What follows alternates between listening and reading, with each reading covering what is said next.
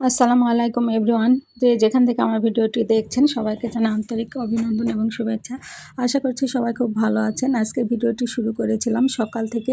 সকালবেলা ছাদে একটু হাঁটাহাঁটি করছিলাম আর বাইরের দৃশ্যগুলো একটু ভিডিও করছিলাম। সেই ভিডিওটাই আপনাদের সাথে শেয়ার করছি। অনেক দিন ধরে বড় ভিডিও শেয়ার করা হয়নি, তো ভাবলাম আজকে একটা বড় ভিডিও শেয়ার করি। তো এই আম গাছে কিন্তু অনেক আম ধরেছে, দেখতে পাচ্ছেন। সকালবেলা স্বাস্থ্যের জন্য হাঁটা অনেক ভালো, সেটা তো আমরা সবাই জানি। তো হাঁটাহাঁটি করা হচ্ছে, আবার প্রাকৃতিক পরিবেশটা কিন্তু আমি ছাদ থেকে খুব সুন্দরভাবে দেখতে পাচ্ছি।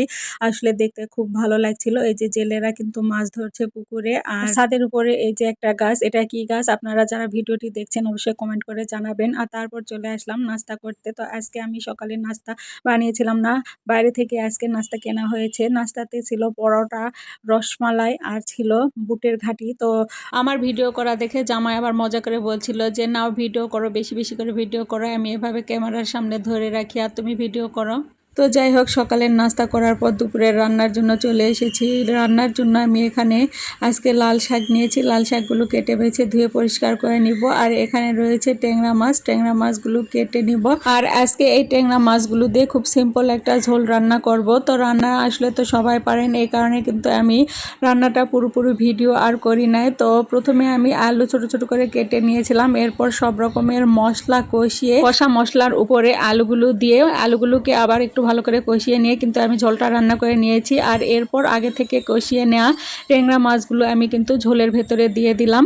তো রান্নার শেষের দিকে আমি এই মাছগুলো দিয়ে দিলাম। ট্যাংরা মাছ দিয়ে এভাবে ঝোলটা করলে কিন্তু আমার কাছে খেতে ভালোই লাগে। তো রান্নাটা হয়ে গেছে প্রায়। এখানে আমি আর বেশিক্ষণ রান্না করব না, 2-1 মিনিটের মতো আমি এটা রান্না করে নিয়ে নামিয়ে নিব। তো নামানোর আগে এখানে আমি ভাজা জিরা গুঁড়া দিয়ে দিব। ভাজা জিরা গুঁড়া দিয়ে দিলে কিন্তু এর স্বাদটা অনেক গুণে বেড়ে যায়। তো রান্না করার পর আপনারা কে কে এভাবে ভাজা জিরা গুঁড়া দেন অবশ্যই কমেন্ট করে জানাবেন। আমার কাছে কিন্তু ঝোল রান্না করার পর এভাবে ভাজা জিরা গুঁড়া না দিলে খেতে একদমই ভালো লাগে না।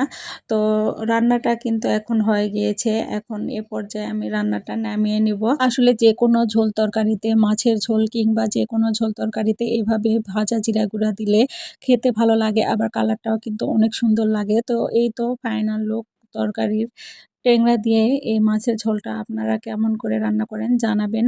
আর এরপরে আমি চলে আসলাম লাল শাক রান্না করতে। তো এখানে আমি পেঁয়াজ কুচি এবং কাঁচামরিচ ভেজে নিয়েছি, তারপর ধুয়ে রাখা লাল শাকগুলো দিয়ে দিয়েছি, স্বাদ মতো লবণ দিয়ে রান্না করে নিয়েছি। আর আপনারা তো সবাই জানেন লাল শাকে হলুদ দিতে নেই, তাহলে কিন্তু কালারটা ভালো আসে না। তো যাই হোক, আমার রান্নাটা হয়ে গিয়েছে, তারপর নামিয়ে নিব। তো দুপুরের খাওয়া দাওয়া শেষ করে বিকেলের দিকে এরকম সিঙ্গারা আর ডালের বড়া খেতে কার ভালো লাগে অবশ্যই জানাবেন। তো আজকের ভিডিওটি এখানেই রাখলাম। ভালো থাকবেন, সুস্থ থাকবেন, আল্লাহ হাফিজ।